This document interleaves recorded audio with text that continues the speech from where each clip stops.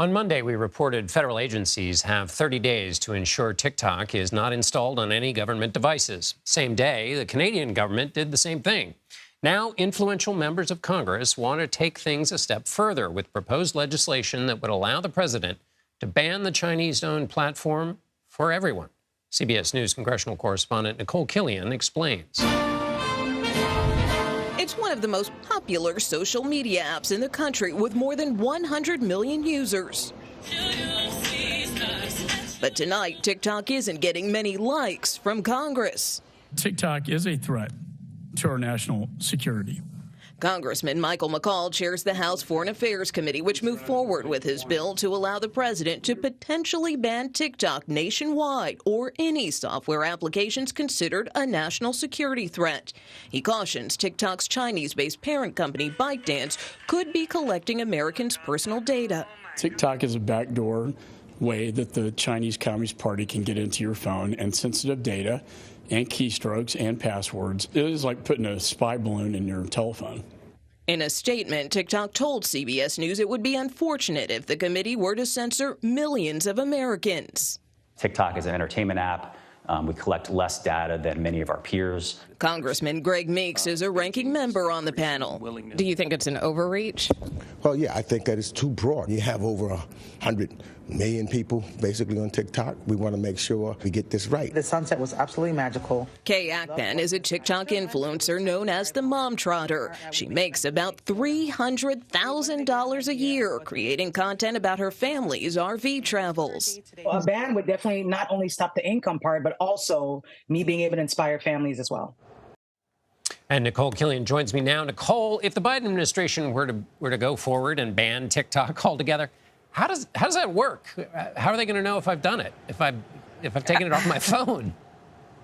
Yeah, exactly. I mean, this is pretty broad-reaching in terms of what Congressman McCall is proposing. But basically, the point that he made to me is that, you may recall in the Trump administration, the former president did make an attempt to ban TikTok. It was deemed unconstitutional. And so what Congressman McCall argues is that this kind of makes some tweaks to actually make it constitutional by basically designating TikTok as this entity that exports sensitive data, and by making that type of designation, that in turn would allow, for instance, the Treasury Department to ban Americans from engaging with these types of entities when it comes to transactions. So it's a little complicated, but the bottom line is that, making these tweaks or fixes to the law could potentially enable the president, if he so chooses, to enact a nationwide ban. And has there been any pushback? I mean, influencers coming to calling their congressman or anything like that to push back against this move?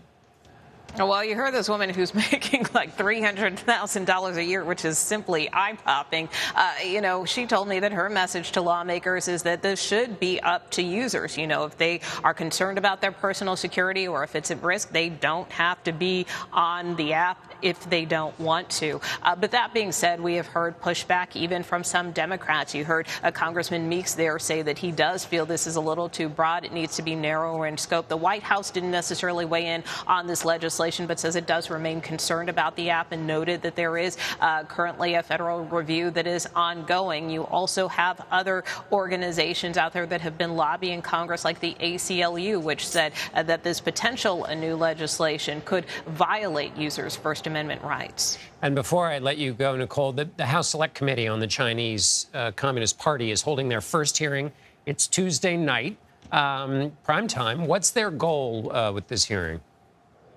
Well, they are, potentially taking a page out of the playbook. We saw the January 6th Select Committee do some of these primetime hearings. And, of course, with Republicans now in control of the House, also trying some new strategies here in terms of drawing this attention to this issue of China and this issue of strategic competition. And the chair of this panel, Mike Gallagher, said in his opening statement tonight that he believes that this is an existential struggle between the U.S. and China when it comes to the strategic competition competition that has to be addressed, whether it is a threat economically, militarily, as well as with respect to technology. So this hearing was really about laying out a kind of a broad overview of what the committee hopes to focus on in the coming weeks and months as part of this Congress. We know that the chairman and the ranking member told our Margaret Brennan a couple of days ago on Face the Nation that they could potentially call in, for instance, the commissioner of the NBA. They could call in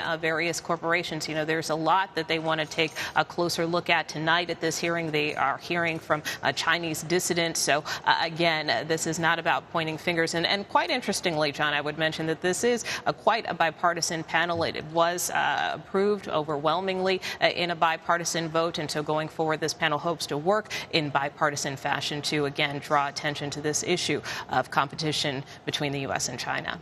Nicole Killian on Capitol Hill for us. Thank you so much, Nicole. You bet.